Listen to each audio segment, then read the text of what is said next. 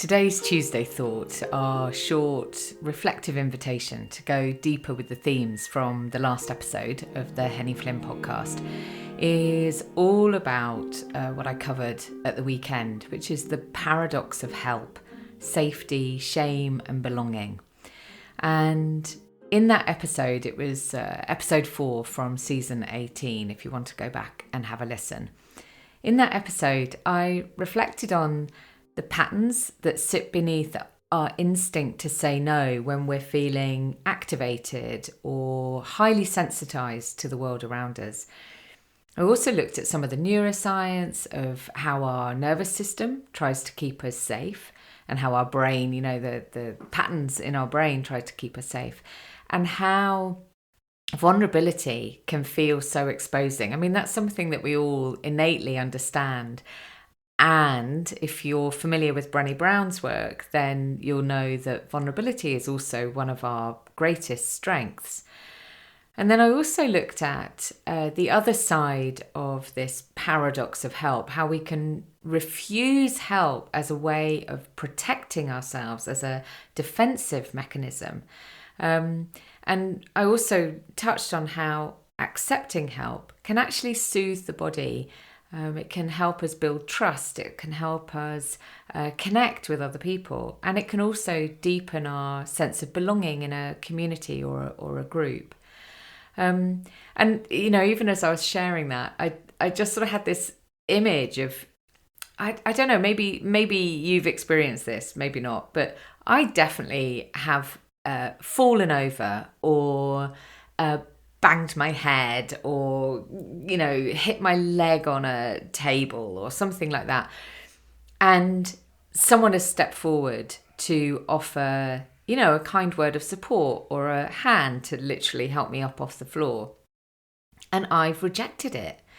I've rejected it because I felt embarrassed. I felt ashamed. Maybe I was in front of people that I didn't feel that I knew that well, or a group that I wanted to present, well to, that I wanted to appear to be in control, someone who kind of, doesn't fall over or whack their leg on a table or whatever the thing is. And so, so we reject it. So we can see it like in micro moments like that, where maybe we're just activated because of a particular set of circumstances that we're in that moment. Or it might be because there's a sort of deeper thread of activation, maybe anxiety, maybe stress, that's, sort of making our whole system, our body and our mind, work really hard to defend ourselves from anything that could look like a potential threat. And that can include other people's support. So my 3 thoughts that have really been with me since recording that episode. The first one is the role of self-compassion. And, I bang on about this, but the role of self-compassion in how we attend to ourselves when we notice that we're feeling activated is so important. Being able to take action to bring ourselves back into a more emotionally regulated state is really the most beautiful gesture of love and kindness toward ourselves, because no one else can do that for us. Not really. As much as they might wish to, they can support us in doing it if we allow them. They might be able to teach us some techniques that we can then use and adopt for ourselves, but no one can actually do it for us. So practicing this muscle of self-compassion means that when we are in a more activated state, we are feeling more sensitized to the stimulus in the world around us, means that we're more able to attend to what it is that we actually need to help ourselves feel calm and safe and feel like we are okay to be in that situation. And if we're not okay to be in that situation, also to enable us to get out of that situation. So self-compassion plays a really important part here. And then allied to that, of course, my second kind of really big thought, extension thought from that episode is the role of compassion in attending to others who we sense are activated. Now, the thing is, if we're practicing self-compassion, we're less likely to become activated by someone else's behavior. We're less likely to take it personally.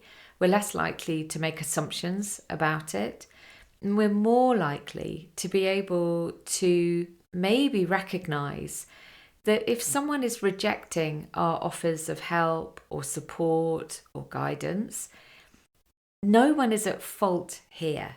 It is not their fault that they're making you feel bad because they're rejecting you. And it's not your fault for, sort of stepping in and making things worse.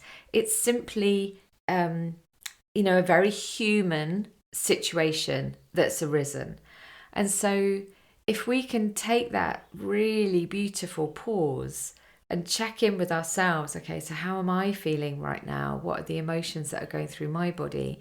Then we're more likely to be able to pause sufficiently that we can observe the other person and go, oh, okay, there's something going on here for this person. It is not my thing, it is theirs. And the most generous, the most giving, most supportive thing that I can potentially do right now is actually to allow them the space to care for themselves.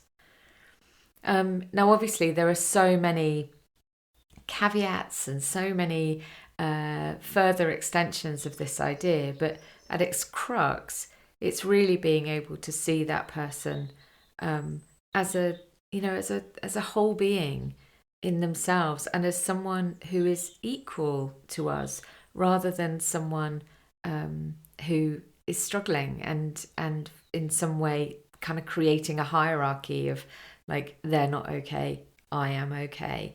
What we're really looking to do with compassion, and self-compassion is so important here, is to create this equal stance, this adult to adult way of viewing someone else's behavior, and maybe recognizing that the reason why they're rejecting help is because for them it's the only thing that they can do in that situation. And that's okay.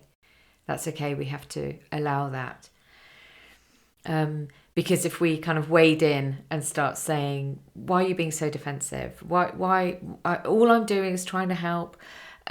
We're just going to reactivate the situation and not necessarily make anything any better. I think that, and my third thing, I've got a minute and a half left of my 10 minutes. My third thing is really a reflection about, we know that no is a powerful and vital word. It has become this, very, very strong aspect of the outcome of the Me Too movement, that no means no. And it's really important that every person understands that when someone says no, they mean no. And I just want to also fly a flag for yes. Sometimes the hardest thing is not the offering of help, but it's actually allowing ourselves to receive it.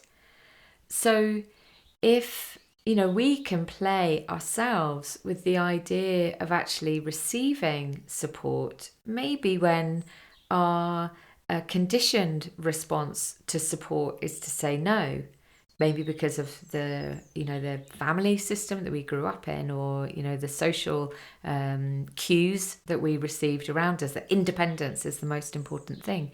Maybe we can play very gently, very kindly with this idea of actually receiving support. And maybe even if we hear ourselves saying no, and then even as we're saying it, we're kind of aware of oh, actually I really would like that support.